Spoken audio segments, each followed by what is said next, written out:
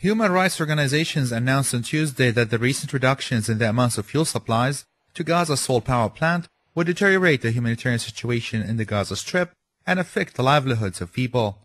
Frequent power cuts due to lack of fuel and maintenance have negatively affected all aspects of life, including health and municipal services in Gaza.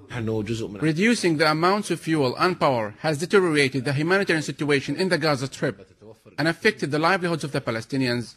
We want to express our outrage at the continued absence of international protection of Gaza citizens, which encourages Israel to continue its serious violations of human rights principles. Israel reduced the amounts of fuel transfers into Gaza in 2007 to 30% of its previous levels after mortars were fired from Gaza at the Israeli fuel depot, killing 2 workers. But it seems that Israel is not the only one to blame for Gaza's power cuts.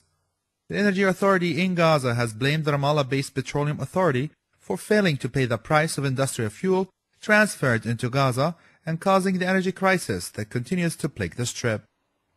The European Union used to pay for the industrial fuel in past years, but now the Palestinian Authority pays for it.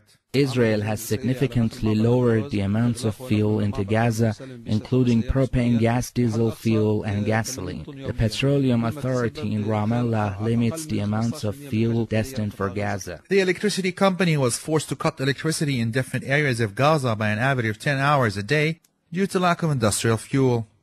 Due to constant power outages and lack of fuel, many families here have resorted to primitive methods to fend off the cold and cook meals. May God punish those who are responsible for our suffering, no matter who they are.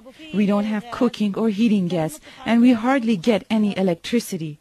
The Gaza Strip has been struggling under an Israeli siege for almost 3 years, with no sign of easing in sight, as Egypt is building an iron wall and an anchorage to make sure no basic commodities reach Gaza via the tunnels and the sea. With Israel limiting the transfer of gas and Ramallah's refusal to pay for the industrial fuel for Gaza's power plant, Gazans feel caught between a rock and a hard place. Ashraf Shannon, Press TV Gaza.